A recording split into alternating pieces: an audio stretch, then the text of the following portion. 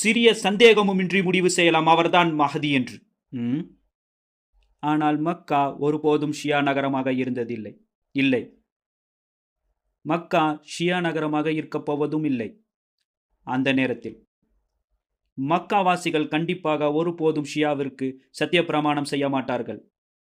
நீங்கள் நிலவில் வாழக்கூடிய நபராக இருக்க வேண்டும், மஹதி ஷியாவாக இருப்பார் என்று நம்பினால். ஷியாக்களை சங்கடப்படுத்த விரும்பவில்லை. அவர்களது மனம் புண்பட வேண்டும் என கற்பனை கூட செய்தது இல்லை.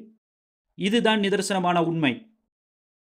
பூமி பிளந்து அந்த படை மண்ணுக்குள் புதைந்த போது அந்த நேரத்தில் ஷியா முஸ்லிம்களில் யார் அவரை மஹதி என ஒப்புக்கொண்டு பையத்து செய்கிறார்களோ அவர்கள் நேர்வழி பெற்றவர்களாவார்கள். அவர்கள் நம்மோடு தோளோடு தோள் நின்று புனித பூமிக்காக சண்டையிடுவார்கள். எனவே யார் மஹதியை ஏற்கிறார்களோ அவர்கள் நேர்வழி பெற்ற ஷியாக்கள். அவரை ஏற்காத ஷியா மக்கள் நமது தோழர்களில் இல்லை, அவர் நேர்வழியிலும் இல்லை. அவர்கள் நம்மோடு தோளோடு தோள் நின்று புனித பூமிக்காக சண்டையிட மாட்டார்கள். பிறகு அந்த படை பூமியில் புதைந்த பிறகு மற்றொரு படை மஹதியை தாக்க வரும். அது ஒரு குரேஷி படை. அது கல்பின் படை. மனதில் வைத்துக் கொள்ளுங்கள், இந்த படையும் அரசாங்க கட்டுப்பாட்டில் உள்ள இராணுவ படையாகும். மஹதி அந்த படையை தோற்கடிப்பார். அப்படி தோற்கடித்து விட்டால் அதுதான் சவுதி அரேபியா மன்னர் ஆட்சியின் முடிவாக இருக்கும். கெட்ட அசுத்தங்களுக்கு குட் பை. கெட்ட அசுத்தங்களுக்கு குட் பை.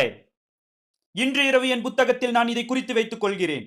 நீங்களும் உங்கள் புத்தகத்தில் இதை குறித்து வைத்துக் கொள்ளுங்கள். கெட்ட அசுத்தங்களுக்கு குட் பை. தற்போது இருக்கும் சவுதி அரேபியா செய்தது போன்று இதுவரை இஸ்லாமிய வரலாற்றில் கொடூரமான துரோகங்கள் இடம்பெற்றதே இல்லை. அப்போது இஸ்லாம் மீழ்ச்சி பெறும். ஆம், அதுதான் இஸ்லாம், மோசமில்லாத இஸ்லாம். ஒரு விஷயத்தை தெளிவாக புரிந்து கொள்ளுங்கள்.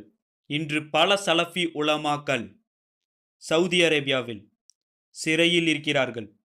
காரணம், அவர்களும் நான் போராடும் அதே விஷயத்திற்காக போராடுகிறார்கள், அந்த நிலத்தின் விடுதலைக்காக. ஒரு விஷயத்தை தெளிவாக புரிந்து கொள்ளுங்கள். ஷேக் சஃபர் அல் ஹவாலி போன்ற அறிவு, ஆன்மீகம் மற்றும் வரலாற்று ரீதியான விஷயங்களில் முன்னணி ஞானம் பெற்றவர்களுக்கு இது தெளிவான ஒன்று. அவருடைய சிந்தனைகளிலிருந்து நான் பயணித்து இருக்கிறேன். இன்னும் பிரிவு ரீதியான மோதலுடன் இருக்க வேண்டாம். அந்த பள்ளிவாசல் சலஃபி பள்ளிவாசல், இது சுன்னாத் ஜமாத் பள்ளிவாசல், இது இந்தோனேஷியா பள்ளிவாசல், இது மலேசியா பள்ளிவாசல். அல்லாஹுவின் வீட்டில் மாற்றங்கள் ஏற்பட்டுவிட்டது என்று சந்தேகம் எழுகிறது.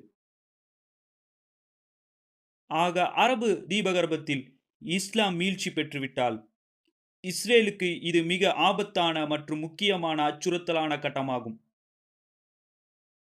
அப்போதுதான் தஜ்ஜால் களத்திற்கு வருவான்.